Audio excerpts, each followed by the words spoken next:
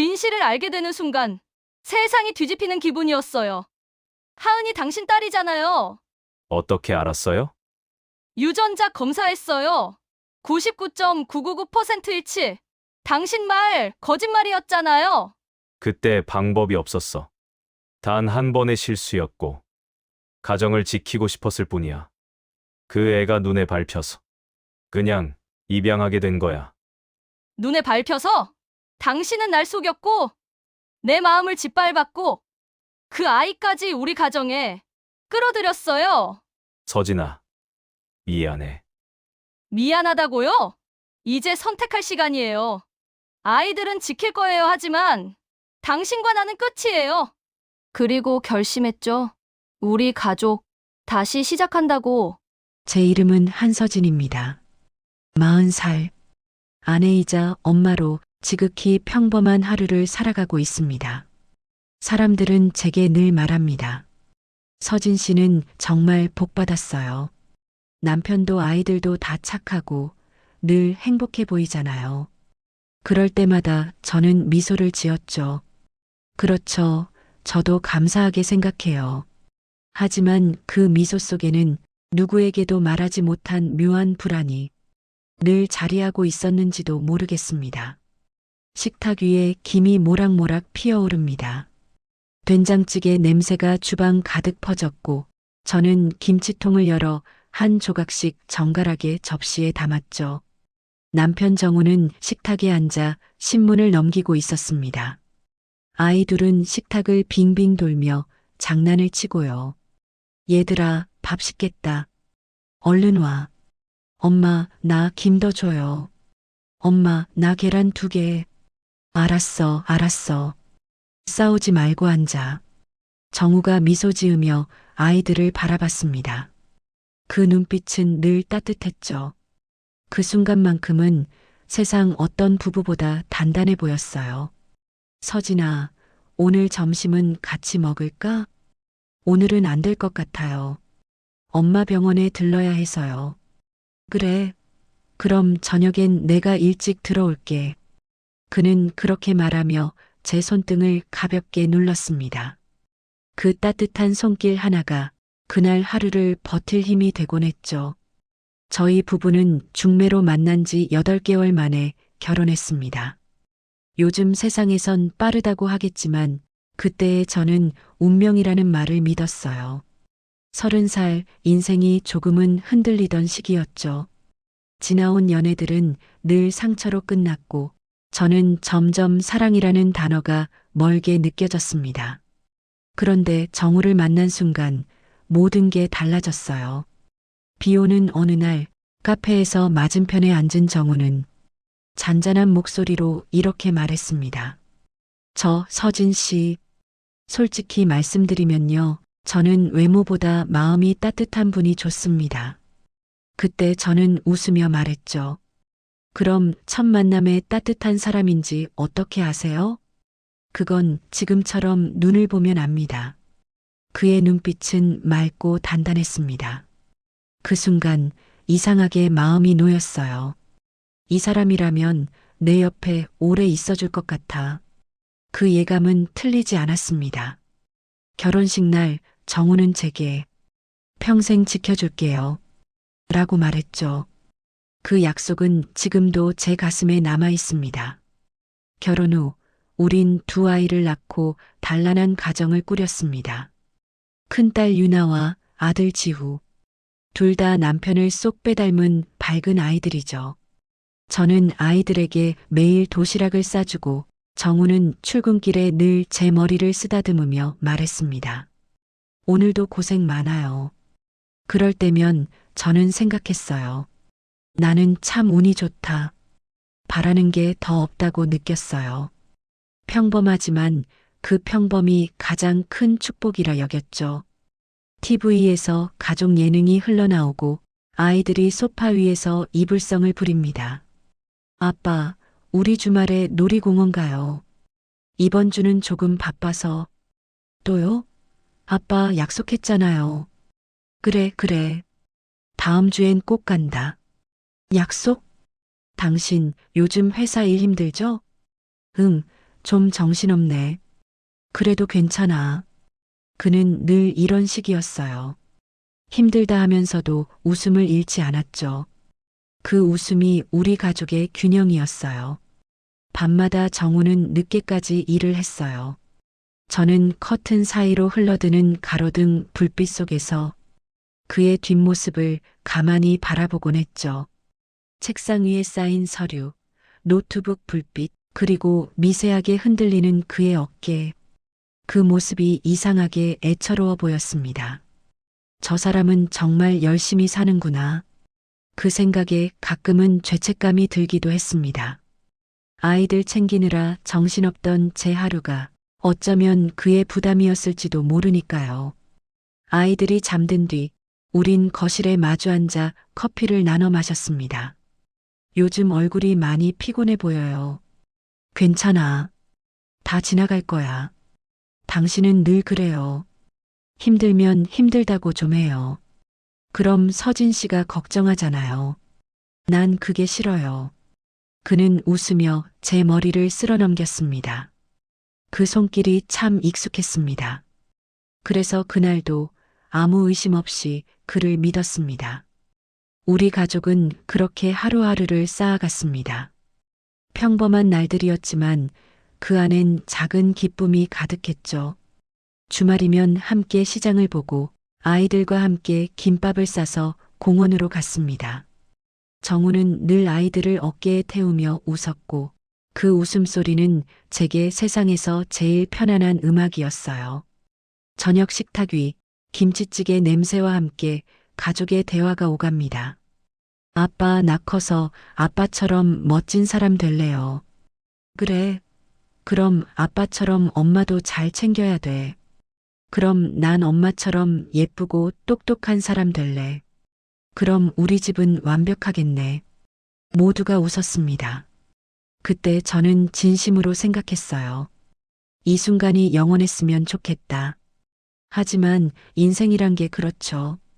가장 평온한 순간에 언제나 작은 금이 먼저 간다는 걸. 그땐 몰랐습니다. 정우의 전화가 늘 늦어지기 시작했고 회사 일 때문에 주말 출근이 잦아졌습니다. 그는 여전히 다정했지만 어딘가 마음이 닫혀있는 듯한 느낌이 들었죠. 무슨 일이지? 나한테 말 못할 일이라도 있나? 그때는 그저 남편이 스트레스를 받는구나 싶었어요. 가정의 평화를 지키고 싶었으니까요. 밤, 불 꺼진 방 안. 저는 커튼을 젖히고 어둠 속 도로를 달리는 차들의 불빛을 바라보았습니다. 그날따라 남편은 아직 들어오지 않았어요. 전화기 화면엔 통화 연결 중만 떠 있었죠. 그때까지만 해도 저는 단 한 번도 그 사람을 의심한 적이 없었습니다. 그저 오늘도 고생이 많겠지라는 생각뿐이었죠. 그리고 그 믿음이 나중에 얼마나 큰 상처로 돌아올지 그땐 정말 몰랐습니다. 그렇게 제 삶은 늘 그렇듯 평범하고 조용했습니다. 남편은 성실했고 아이들은 예뻤고 저는 그 안에서 작은 행복을 찾으며 살았어요. 그런데 인생은요, 항상 우리가 가장 안심할 때 조용히 균열을 시작하더군요. 지금 돌이켜보면 그 균열의 첫 미세한 소리가 바로 그 시절 어딘가에서 이미 들리고 있었던 것 같습니다. 모든 일은 아주 사소한 제안 하나에서 시작됐습니다. 그날도 여느 때처럼 평범한 주말이었어요. 남편 정우는 아침부터 옷을 챙겨 입으며 말했죠. 오늘 잠깐 회사 봉사활동 다녀오려고. 서진 씨도 같이 갈래요? 봉사활동이요? 응. 우리 회사가 후원하는 보육원이 있는데 요즘 거기 아이들이 많이 아프대. 이번 주말엔 청소랑 물품 나눔 행사 있거든. 남편의 목소리에는 오랜만에 활기가 묻어 있었습니다. 며칠째 피곤한 얼굴로 돌아오던 그가 그날따라 눈빛이 반짝였죠. 봄 햇살이 유난히 따뜻했습니다. 창문 밖으로 흐르는 풍경을 바라보며 저는 남편에게 물었어요. 봉사활동은 자주 해요? 예전엔 종종 했는데 요즘은 바빠서 못 갔지. 근데 이번엔 꼭 가야 할 것 같아서. 꼭 가야 할 것 같다니요? 그냥 이상하게 마음이 끌려. 그의 말은 담담했지만 어딘가 묘하게 울림이 있었습니다. 이상하게 마음이 끌린다. 그때는 그 말이 그저 선의의 표현이라고 생각했어요. 보육원 정문 앞엔 알록달록한 풍선들이 달려 있었고 아이들의 웃음소리가 마당 가득 퍼졌습니다. 처음엔 조금 어색했지만 곧 아이들이 제 손을 잡고 이리저리 안내해줬어요. 아이들의 손은 작고 따뜻했습니다. 세상에 버려진 게 아니라 세상에 남겨진 아이들이라는 생각이 들었죠. 그때 남편이 멈춰섰습니다. 그의 시선이 한 곳에 머물러 있었어요. 그곳엔 작은 여자아이가 있었습니다. 2살쯤 되어 보이는 짧은 단발머리에 하얀색 원피스를 입은 아이. 그 아이는 놀이터 구석에 앉아 작은 인형의 머리를 빗고 있었습니다. 정우는 한참 동안 그 아이를 바라봤죠. 귀엽네요. 조용하고 얌전해 보여요. 하은이래. 이름이 하은이에요? 응. 원장님이 그러시더라. 2돌간 넘은 애인데 태어나자마자 시설에 들어왔대. 그의 목소리가 이상하게 떨렸어요. 그때 저는 그냥 아이를 보고 마음이 약해진 줄만 알았죠. 하은이는 처음엔 낯을 가렸지만 남편이 손을 내밀자 천천히 다가왔습니다. 그리고 조심스럽게 그의 손가락을 잡았어요. 순간 정우의 표정이 멈췄습니다. 말로 설명하기 어려운 감정이 그의 얼굴 위를 스쳤죠. 괜찮지? 응. 그 한마디에 제 가슴이 묘하게 저려왔어요. 하은이가 남편 품에 안기더니 마치 오래된 기억을 찾은 사람처럼 그의 어깨에 얼굴을 묻었거든요. 그 장면이 너무 따뜻해서 한동안 눈을 뗄 수 없었습니다. 그날 이후 저는 하은이라는 아이의 이름을 잊을 수 없게 됐습니다. 집으로 돌아오는 길, 차 안엔 오랜 침묵이 흘렀습니다.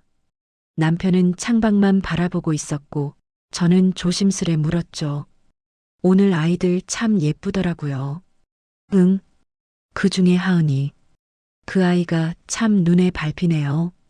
그래, 나도. 그는 한참을 말없이 있다가 조용히 물었습니다. 서진 씨, 우리 그런 아이 하나 키우면 어떨까? 순간 제 심장이 철렁 내려앉았습니다. 그 말은 너무 갑작스러웠고 너무 큰 이야기였죠. 입양. 그 단어는 제게 익숙하지 않았습니다. 이미 아이 둘을 키우며 가정이라는 무게를 알고 있었기에 새로운 생명을 맞이한다는 건 두려운 일이었죠. 하지만 남편의 눈빛에는 단순한 호기심이나 충동이 아니었어요. 그건 뭔가 간절한 책임지고 싶다는 감정처럼 보였죠. 그날 밤 저는 잠을 이루지 못했습니다. 머릿속엔 계속 입양이라는 단어만 맴돌았어요. 당신 오늘 그 말 진심이에요? 응. 하은이라는 아이 그냥 불쌍해서 그런 거 아니에요? 그런 게 아니야. 그냥 그 아이를 본 순간 이상하게 마음이 움직였어. 설명할 수 없는데 그냥 잊히질 않아. 그의 눈엔 진심이 있었어요. 오랫동안 봐온 남편의 표정이었죠. 누군가를 도우려는 따뜻한 마음, 그게 그 사람의 장점이기도 했습니다. 입양은 쉽지 않아요. 아이에게도 우리 가족에게도. 알아. 하지만 우린 충분히 그 아이에게 따뜻한 집이 될 수 있잖아. 서진 씨도 그랬잖아. 세상에 버려진 아이가 아니라 남겨진 아이라고. 그 말에 저는 아무 대답도 하지 못했습니다. 그때 제 마음속 어딘가가 서서히 흔들리기 시작했죠. 며칠 동안 저는 계속 그 아이의 얼굴을 떠올렸습니다. 그 작은 손, 또렷한 눈망울, 그리고 남편의 품에 안겨 웃던 모습. 혹시 나도 그 아이를 품을 수 있을까? 내가 정말 엄마가 되어줄 수 있을까? 하지만 동시에 이런 생각도 들었죠. 정우가 그렇게 간절히 바란다면 그 마음을 외면해도 될까? 며칠 후 남편이 서류 한 뭉치를 들고 왔습니다. 입양 상담 다녀왔어. 생각보다 절차가 복잡하진 않더라. 벌써요? 그냥 알아본 거야. 물론 결정은 우리가 같이 해야지. 그는 제 손을 꼭 잡으며 말했습니다. 서진 씨, 우리가 그 아이 인생을 바꿔줄 수 있다면 그건 축복 아닐까? 보육원 문을 나서며 하은이는 제 품에 안겨 있었습니다. 작은 체온이 제 가슴에 닿는 순간 묘한 전율이 느껴졌어요. 엄마. 그 한마디에 눈물이 터졌습니다. 그 말은 너무 자연스러웠고 마치 오래전부터 불러왔던 이름 같았어요. 고마워, 서진 씨. 정말 고마워. 그는 제 어깨에 손을 얹으며 말했지만 그 눈빛엔 이상하게 복잡한 감정이 섞여 있었어요. 그때는 그걸 사랑이라 믿었죠. 그날 이후 우리 가족은 5명이 되었습니다. 유나, 지후, 그리고 막내 하은이. 모두가 그녀를 반겨주었어요. 입양 절차가 끝나고 하은이가 우리 집에 들어온 첫날 밤이 아직도 생생합니다. 아직 어린 하은이는 낯선 방에서 불안한 듯 몸을 웅크렸지만 곧 제 품에 파고들며 잠들었죠. 그 조그만 손이 제 손가락을 꼭 잡던 순간 이제 정말 엄마가 되었구나 하는 실감이 밀려왔습니다. 며칠이 지나자 하은이는 집안의 중심이 되어버렸습니다. 유나는 중학생이었고 늘 동생을 갖고 싶어 했습니다. 지우는 초등학교 4학년 장난꾸러기였지만 동생 앞에선 한없이 다정했죠. 엄마, 하은이 손톱 깎아줘도 돼요? 그럼 다치지 않게 조심해. 엄마, 하은이 나한테 오빠라고 불렀어요. 그래, 벌써 그렇게 말을 해? 하은이는 금세 웃음을 터뜨렸고 그 웃음소리가 집안 곳곳에 번졌습니다. 식탁 위엔 늘 새 아이의 웃음이 피어났고 남편 정우도 예전보다 자주 미소를 짓게 되었죠. 입양 후 2달쯤 지났을 때였습니다. 남편이 가끔 늦게 들어오기 시작했어요. 이전엔 퇴근 후 곧장 집으로 오던 사람이었는데 이제는 회사 일이 좀 많아서라며 밤늦게 들어왔죠. 요즘은 회사 일 많아요? 응, 갑자기 프로젝트가 늘어서 금방 정리될 거야. 그는 웃었지만 그 웃음 뒤엔 어딘가 낯선 그림자가 보였습니다. 그리고 어느 날 우연히 그의 휴대폰에서 보육원이라는 이름의 번호를 보게 되었어요. 그때는 그냥 감사 인사를 주고받는 줄 알았습니다. 입양 과정에서 도움을 많이 받았으니까요. 하지만 그 연락이 한두 번이 아니었다는 걸 그땐 몰랐죠. 봄이 되어 가족이 모두 함께 공원으로 소풍을 갔습니다. 돗자리를 펴고 김밥을 나눠 먹는데 하은이가 갑자기 남편에게 달려가 안겼습니다. 아빠 업어주세요. 우리 하은이 아빠한테 업히고 싶어요? 응. 그의 웃음소리가 들판 위로 퍼졌습니다. 그 모습은 그저 평범한 아빠의 사랑처럼 보였죠. 하지만 이상하게도 그날따라 그 장면이 제 마음을 아리게 했습니다. 하은이를 볼 때마다 그의 눈빛이 조금 다른 온도로 빛났습니다. 아빠의 다정함과는 다른 뭔가 깊고 설명할 수 없는 감정 같은 것. 그게 뭔지는 몰랐지만 직감적으로 느꼈어요. 저건 조금 이상하다. 며칠 후 남편은 퇴근 후에도 자주 전화를 받았습니다.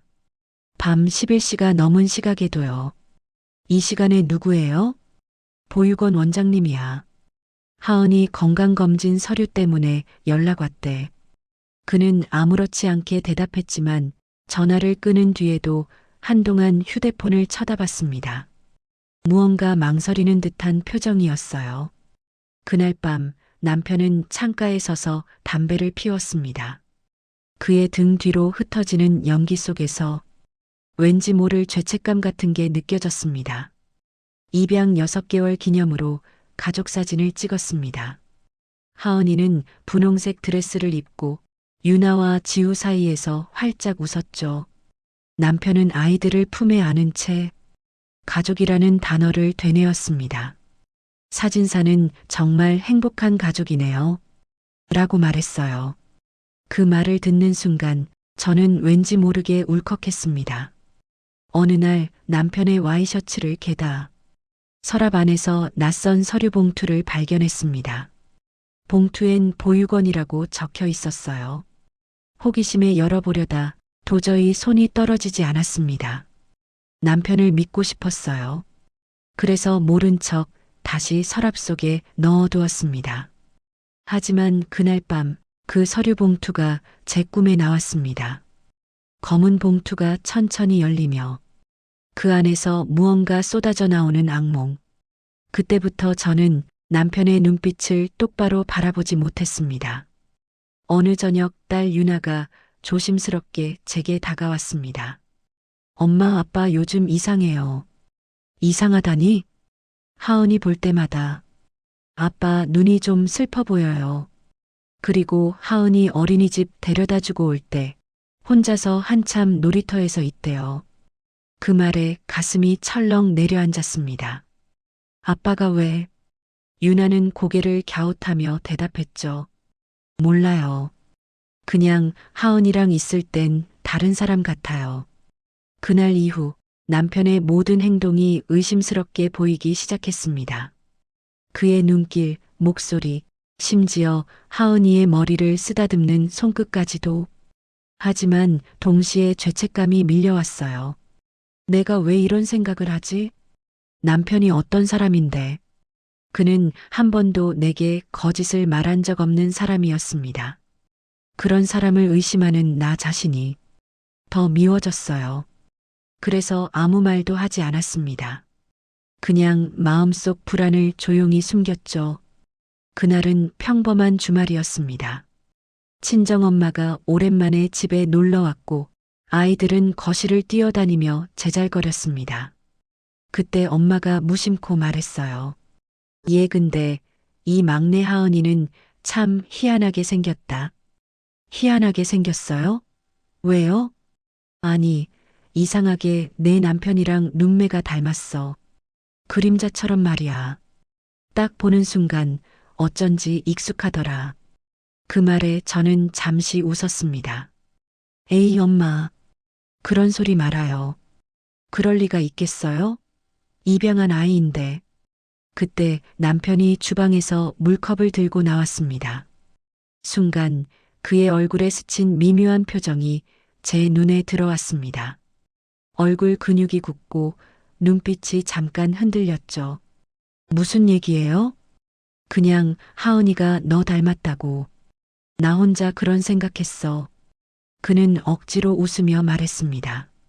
그런가요? 아이들이 다 비슷비슷하죠 뭐. 하지만 그 웃음이 너무 어색했습니다. 그날 밤 엄마의 그 한마디가 계속 귓가에 맴돌았습니다. 하은이가 남편을 닮았다. 평소라면 그냥 농담으로 흘려보냈을 텐데 남편의 그 어색한 미소가 머릿속에 박혀 자꾸만 생각이 꼬리를 물었습니다. 저는 아무렇지 않은 척 물었습니다. 정리할 거 많아? 응, 좀 정리할 게 많아서. 엄마가 오늘 그랬어요. 하은이가 당신 닮았다고. 그의 표정이 순간 굳었습니다. 짧은 정적이 흘렀고 그는 눈을 피한 채 TV 리모컨을 만지작거렸습니다. 그럴 수도 있죠. 애들이 보면 다 닮았다 그러잖아요. 그렇죠. 그냥 웃긴 얘기였어요. 그는 고개를 끄덕였지만 눈빛이 흔들렸습니다. 그때 제 가슴 어딘가에 조용히 딱 하는 금이 가는 소리가 들렸습니다. 남편이 잠든 후 저는 혼자 하은이 방에 들어갔습니다. 작은 몸으로 이불을 꼭 끌어안고 자는 아이. 그 얼굴을 천천히 들여다보았습니다. 눈매, 코, 입선. 어딘가 낯익었습니다.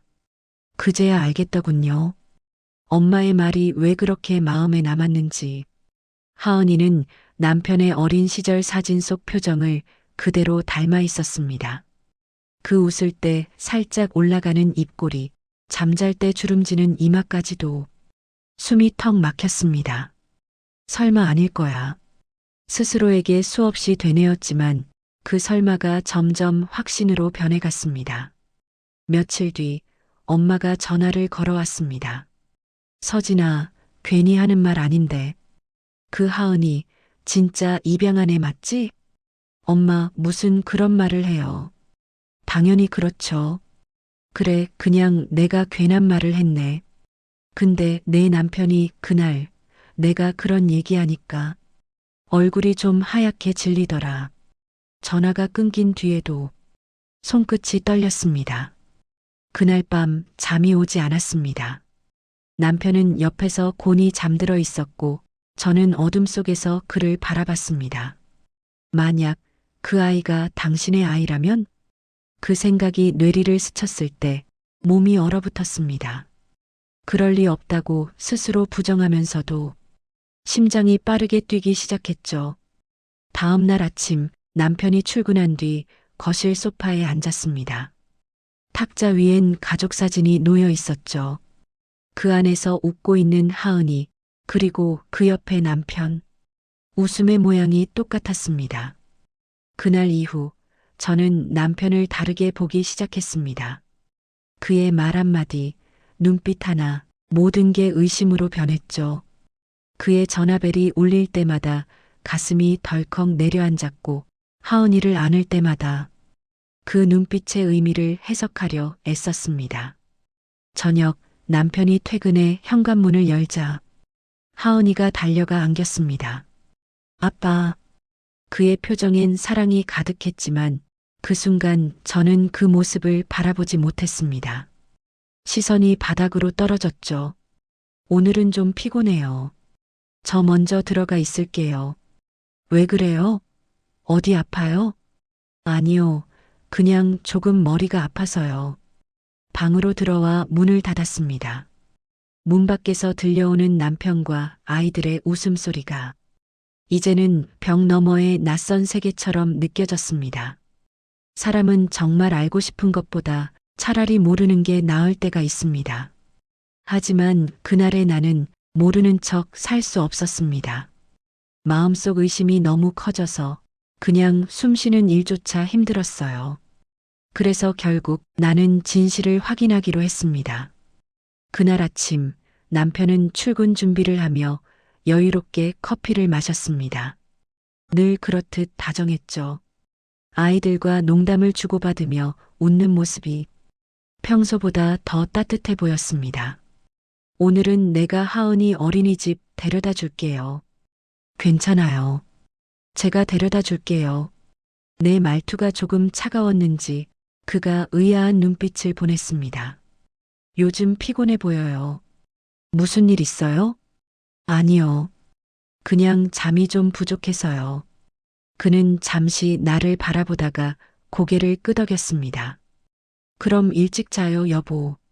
그가 현관문을 나서는 순간 심장이 세게 뛰었습니다. 그의 발소리가 멀어질수록 내 머릿속은 점점 시끄러워졌습니다. 나는 조심스럽게 하은이의 방으로 갔습니다. 책상 위에 놓인 머리빗, 욕실에 둔 칫솔 하나. 손끝이 떨렸습니다. 이런 일을 내가 하고 있다는 게 믿기지 않았습니다. 하지만 멈출 수 없었어요. 이제는 확인해야만 했습니다. 비닐봉지에 칫솔과 머리카락 몇 올을 담았습니다. 손끝이 땀에 젖어 미끄러졌죠. 미안해, 하은아. 아이의 잠자는 얼굴이 떠올라 눈물이 차올랐습니다. 며칠 후 나는 유전자 검사 기관을 찾았습니다. 익명 접수 창구. 직원이 아무런 표정 없이 나를 바라봤습니다. 의뢰인 성함과 연락처를 남겨주시겠습니까? 아니요. 그냥 익명으로 부탁드릴게요. 결과는 일주일 후 문자로 발송됩니다.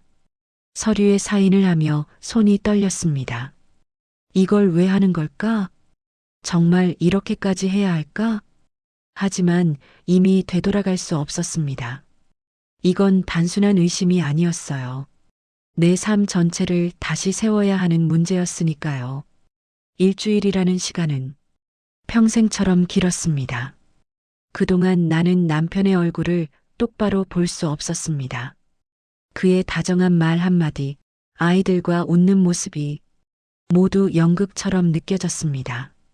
밤마다 꿈속에서도 그 아이는 내 딸이야. 누군가 속삭이는 소리를 들었습니다. 잠에서 깨면 눈물이 나 있었죠. 그날은 흐린 오후였습니다. 빗방울이 유리창을 두드릴 때 핸드폰 진동이 울렸습니다. 검사 결과가 도착했습니다. 손끝이 얼어붙었습니다. 심장이 쿵 하고 떨어지는 소리만 들렸죠. 잠시 숨을 고르고 문자를 열었습니다.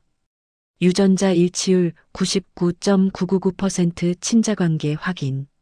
그 순간 세상이 조용해졌습니다. 모든 소리가 멀어지고 오직 그 문장만이 내 머릿속에 반복됐습니다. 친자관계 확인. 몸이 무너지는 느낌이었습니다. 두 다리가 힘을 잃고 바닥에 주저앉았습니다. 핸드폰이 손에서 미끄러져 떨어졌지만 줍지 못했습니다. 그동안의 웃음, 대화, 가족의 시간들, 모든 장면이 한순간에 뒤집혔습니다. 남편의 미소는 사랑이 아니라 속임이었고 내 가정은 진실 위가 아니라 거짓 위에 세워져 있었던 겁니다. 그날 밤 거실 불을 끄고 혼자 앉았습니다. 남편은 출장이라며 집을 비운 상태였습니다. 벽에 걸린 가족 사진 속에서 그는 여전히 웃고 있었습니다.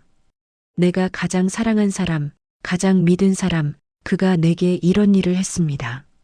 배신감보다 더 무서운 건 그럼에도 여전히 그를 사랑하고 있다는 사실이었습니다. 그때 전화벨이 울렸습니다. 남편이었습니다. 여보, 하은이는 잘 자요? 응, 잘 자요. 요즘 목소리가 왜 그래요? 무슨 일 있어요?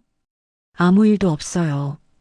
그의 다정한 목소리가 이제는 칼처럼 가슴을 베었습니다. 내일 일찍 들어갈게요. 같이 저녁 먹어요. 그래요. 전화를 끊자마자 눈물이 터졌습니다. 사랑하는 사람의 거짓말이 가장 잔인한 고문이라는 걸 그때 처음 알았습니다. 새벽 창문 밖에 비가 쏟아졌습니다. 나는 거실을 서성이다. 남편의 방 서랍을 열었습니다. 낡은 서류 봉투 하나가 있었습니다. 입양 동의서. 봉투 안에는 또 다른 종이 한 장이 있었습니다. 출생증명서 부 김정우 모 비공개. 심장이 미친 듯이 뛰었습니다. 그는 알고 있었습니다. 처음부터 모든 걸 계획한 거였습니다. 나는 그 자리에 주저앉았습니다. 눈물이 멈추질 않았습니다. 사람이 이렇게까지 잔인할 수 있을까요? 아무리 이유가 있다 해도 아내에게 가정에 이런 거짓을 심을 수 있을까요? 나는 이제 그의 눈을 어떻게 마주해야 할지 모르겠습니다. 창밖으로 비가 그쳤습니다. 해가 떠오르기 시작했죠. 하지만 내 안엔 여전히 끝없는 어둠이 남아 있었습니다. 진실을 알게 되면 후련할 줄 알았습니다. 그런데 이건 고통이었어요. 이제 무엇을 해야 할지, 어떻게 살아야 할지 도무지 모르겠었습니다. 하은이의 방을 살짝 열었습니다. 아이의 고른 숨소리가 들려왔습니다. 그 얼굴을 보자 다시 눈물이 났습니다. 그 아이는 아무 잘못이 없었습니다. 그래요, 이제는 그 어떤 선택을 하더라도 이 아이만은 지켜야 합니다. 진실이 아무리 잔혹해도 내가 무너질지언정 아이의 세상은 부서지게 두지 않겠습니다. 그날 나는 진실을 알았습니다. 그리고 동시에 내 인생의 모든 믿음이 무너졌습니다. 진실은 언제나 빛나는 게 아니었습니다. 때로는 어둠 속에서 사람의 마음을 조용히 태워버리는 불꽃 같았죠. 그날 이후 나는 다른 사람이 되었습니다. 이제부터는 진실을 마주할 시간입니다. 진실을 알아버린다는 건 돌이킬 수 없는 강을 건너는 일입니다. 그 강의 건너편에는 더 이상 예전의 내가 없습니다. 그날 밤 나는 결국 남편을 마주했습니다. 늦은 밤 현관문이 열리고 남편 정우가 들어왔습니다. 여보, 나왔어요. 평소처럼 웃으며 신발을 벗는 그 모습이 이젠 견딜 수 없게 낯설었습니다. 왔어요. 왜 이렇게 어두워요? 불도 안 켜고. 잠깐 생각 좀 하고 있었어요. 그는 양복 재킷을 벗으며 말했습니다. 요즘 계속 피곤해 보여요. 회사 일 때문이에요? 그의 그 말, 그 걱정스러운 눈빛조차 이제는 역겨웠습니다. 정우 씨, 응? 하은이 당신 아이죠? 그의 손이 멈췄습니다. 공기가 얼어붙었습니다. 리모컨이 손에서 떨어져 카펫 위로 굴러갔습니다. 뭐라고? 그 아이, 당신 친딸이잖아요. 그의 눈동자가 흔들렸습니다. 숨이 막히는 정적이 흘렀죠. 서진아, 그게 무슨... 유전자 검사했어요. 그는 말을 잃은 채 내 얼굴을 바라봤습니다. 그 눈빛엔 놀람도, 후회도, 두려움도 섞여 있었습니다. 언제부터 알았어요? 일주일 전. 그래서 지금까지 그걸 알고도 그냥 확실히 듣고 싶었어요. 당신 입으로. 그는 천천히 소파에 앉았습니다.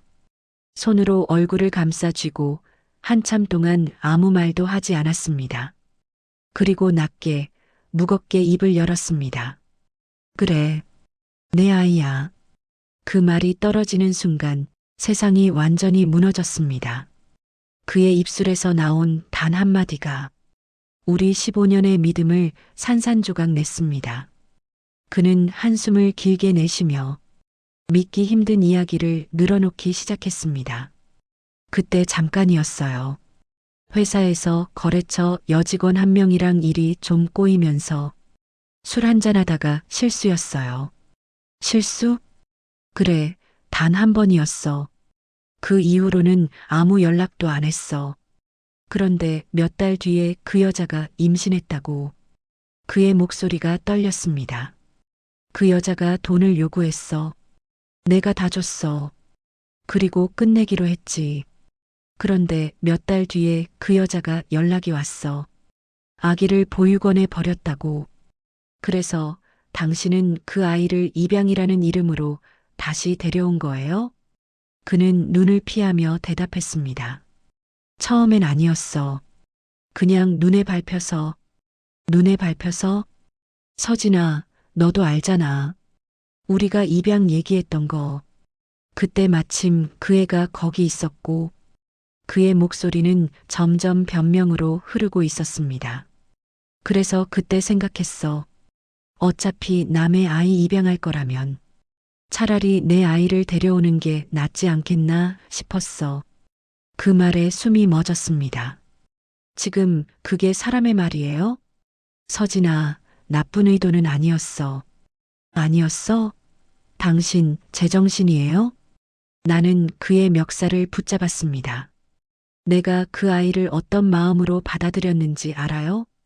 당신이 그 아이가 불쌍하다고 해서 내가 얼마나 고민했는지 알아요? 그는 나를 말리려 했지만 나는 이미 제정신이 아니었습니다. 그런데 그게 당신 딸이었어? 당신은 날 속이고 내 가정에 당신의 죄를 끌어들인 거야. 그땐 방법이 없었어. 그냥 도저히 외면할 수가 없었어. 그래서 나한테 거짓말을 했어요? 그게 아니라 그땐 이혼할 생각은 전혀 없었어. 정말 단 한 번의 실수였다고. 가정을 지키고 싶었어. 그의 말은 변명처럼 공허하게 허공을 떠돌았습니다. 그 순간 깨달았습니다. 그가 사랑한 건 가정이 아니라 자신의 이미지였다는 걸. 그는 후회하지 않았습니다. 죄책감보다는 발각된 두려움이 더 커 보였어요. 서진아, 나도 괴로웠어. 그 애가 눈에 밟혀서 내가 만든 죄를 보육원에 버려둔 채 살 수가 없었어. 그래서 나한테 말도 안 하고 그 애를 데려와서 나한테 입양하자고 했어요. 그게 당신이 말하는 사랑이에요? 너도 결국 그 애를 사랑하게 됐잖아. 결과적으로는 잘 된 거 아니야? 그 한마디에 손이 떨렸습니다. 지금 뭐라고 했어요? 서진아, 오해하지 마. 그냥 나는 내가 상처받을까봐 그랬던 거야. 오해? 당신은 지금 내가 바보로 보여요? 그런 뜻이 아니야. 당신이 내 인생을 짓밟아 놓고도 아직도 자기 합리화해요?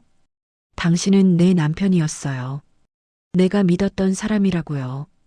그는 고개를 숙인 채 중얼거렸습니다. 서진아, 나도 이렇게 될 줄은 몰랐어. 그 말에 웃음이 터졌습니다. 비웃음이었습니다. 몰랐다고요? 그럼 입양 서류는요? 출생증명서에 당신 이름 써 있는 건 뭐예요? 그것도 실수였어요? 그는 대답하지 못했습니다. 거실에 긴 침묵이 흘렀습니다. 밖에서는 빗소리가 다시 들려왔습니다. 나는 고개를 떨군 채 조용히 말했습니다. 정우 씨, 이제 우리 끝이에요. 그는 놀란 듯 고개를 들었습니다. 서진아, 잠깐만. 그건 너무.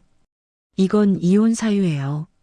당신은 부정행위를 했고 그 결과로 생긴 아이를 나 몰래 입양했어요. 이게 가정이에요? 이게 사랑이에요? 그는 아무 말도 하지 못했습니다. 그날 우리 집은 무너졌습니다. 아무도 소리치지 않았지만 모든 말이 칼처럼 서로를 베었습니다. 사랑의 끝은 폭발이 아니라 긴 침묵으로 온다는 걸 그때 처음 알았습니다. 남편은 결국 방으로 들어갔고 문틈 사이로 흐느끼는 소리가 들렸습니다. 하지만 이상하게도 그 소리가 전혀 슬프게 들리지 않았습니다. 그건 후회의 울음이 아니라 자기 연민의 소리처럼 들렸습니다. 사람은 자신이 만든 죄에 울면서도 끝내 그 죄를 인정하진 않죠. 그게 더 편하니까요. 그날 이후 우리 집의 공기는 완전히 달라졌습니다. 식탁의 대화는 사라졌고 아이들의 웃음소리도 잦아들었습니다. 남편은 죄책감과 두려움 사이에서 매일 눈치를 보며 살았고 나는 그를 보며 매 순간 다시 무너졌습니다. 신뢰는 한순간에 부서지지만 그 파편은 평생 가슴에 남습니다. 밤이 깊을수록 마음은 더 깊이 갈라졌습니다. 진실을 알았지만 사랑과 분노, 책임과 배신감이 서로를 밀치고 끌어당겼습니다. 이혼이라는 단어가 머릿속에서 떠나질 않았습니다. 하지만 막내딸의 얼굴이 떠올라 나는 또 멈칫했습니다. 거실 소파에 앉아 커튼 사이로 들어오는 달빛을 바라보았습니다. 하은이가 장난감 자동차를 굴리는 소리가 들렸지만 이제 그 소리조차 괴로움으로 변했습니다. 이 아이는 아무 잘못이 없어요. 그런데 내 마음속 상처의 중심이에요. 남편의 배신이 눈에 보이는 형태로 내 앞에 서 있는 느낌이었죠. 나는 조용히 막내딸의 방을 열었습니다. 아이의 작은 숨소리가 내 마음을 찌르듯 아팠습니다. 왜 내가 이 아이를 미워해야 하는 걸까요? 그 아이는 순수하고 사랑스러워요. 그런데 동시에 남편의 죄를 상징합니다. 작은 손으로 장난감 자동차를 굴리며 엄마, 이거 같이 해요. 나는 웃으며 손을 잡았습니다. 그러나 마음은 아팠습니다. 이 사랑이 배신과 맞닿아 있다는 사실이 내 숨을 막았습니다. 남편은 조심스레 다가와 말했습니다. 서진아, 너 정말로 화났지? 화났다? 그 말로 다 표현할 수 있어요? 당신이 한 일은 상상을 초월해요.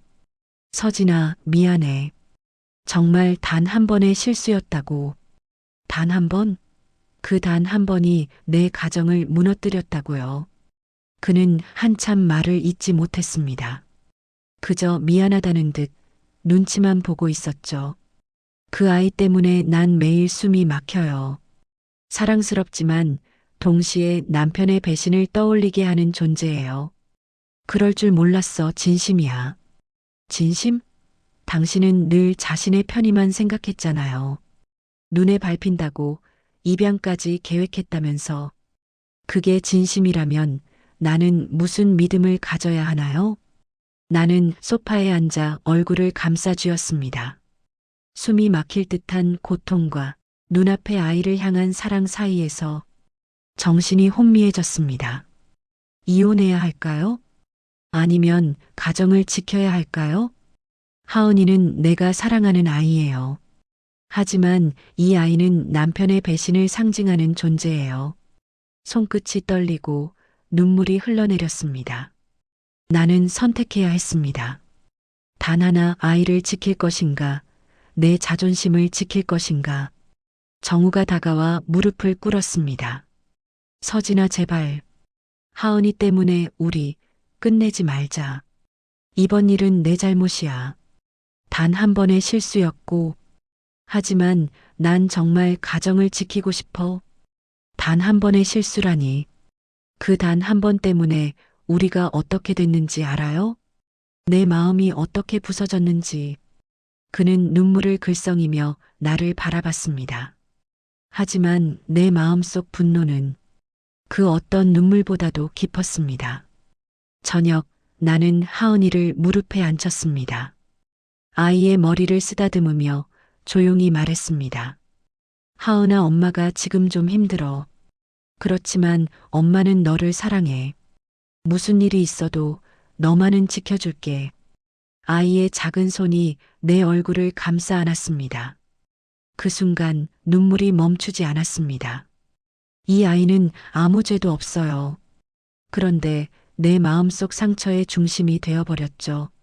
사랑과 배신이 뒤섞인 이 감정을 어떻게 해야 할까요? 밤이 깊어가고 집안은 고요했습니다. 거실 소파에 앉아 남편과 아이를 번갈아 바라보며 나는 혼자 말을 건넸습니다. 만약 내가 이혼한다면 아이의 세상은 어떻게 될까? 하지만 이 아이를 위해 버틴다면 내 가슴속 배신은 사라지지 않겠죠. 사랑과 배신, 책임과 자기 연민, 모든 것이 한꺼번에 나를 짓눌렀습니다. 창밖 달빛이 방 안을 은은하게 비쳤습니다. 나는 두 손을 꼭 잡고 마음을 다잡았습니다. 결정은 아직 내리지 못했어요. 하지만 한 가지는 분명합니다. 하은이를 지켜야 한다는 사실. 내 마음이 상처투성이어도 눈앞의 아이만은 안전하게 지켜야 합니다.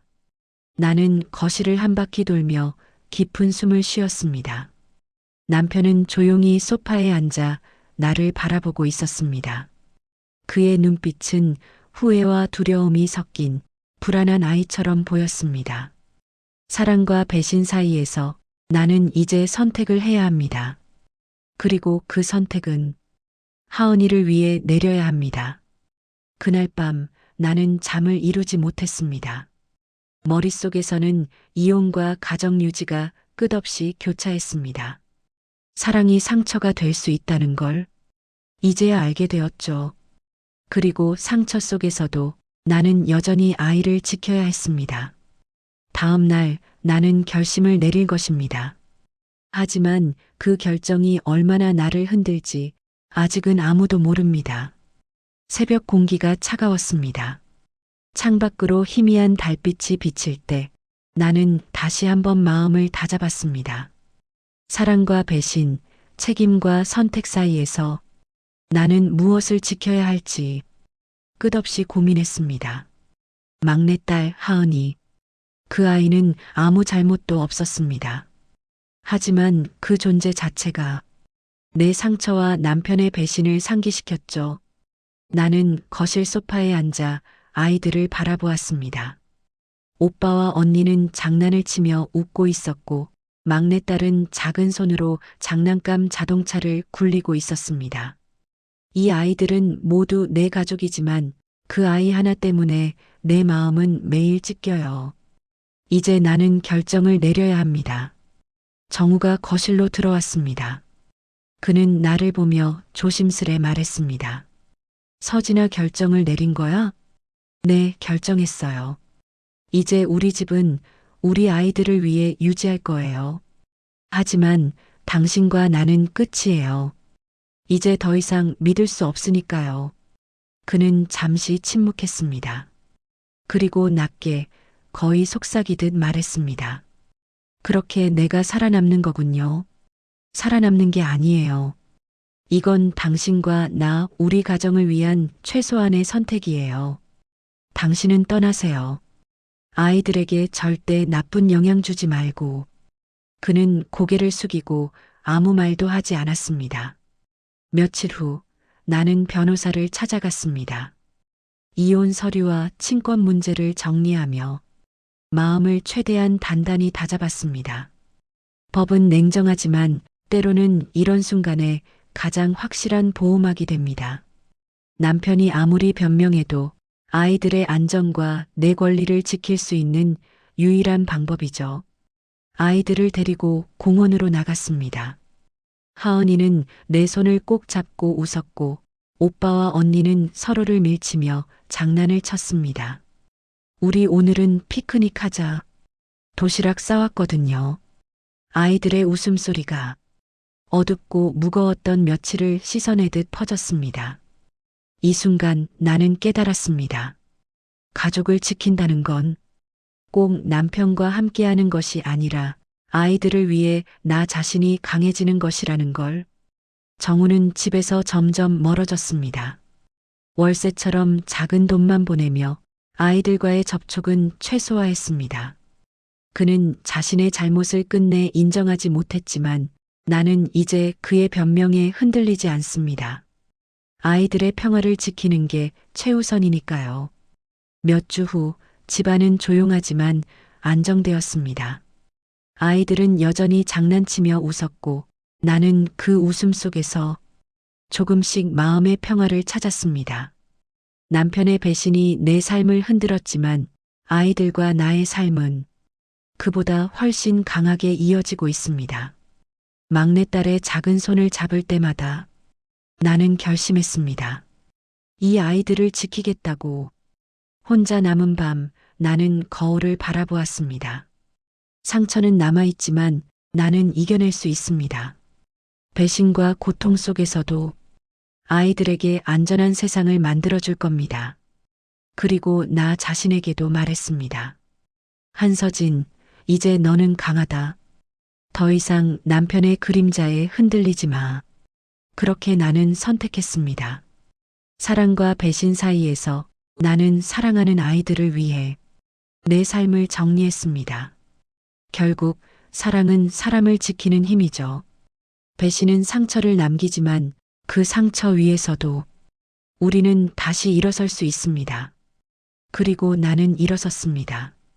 아이들의 웃음 속에서 우리 가족의 새로운 시작을 느끼며 서진은 부엌에서 저녁을 준비하며 가장자리에서 흐르는 눈물을 닦고 웃습니다.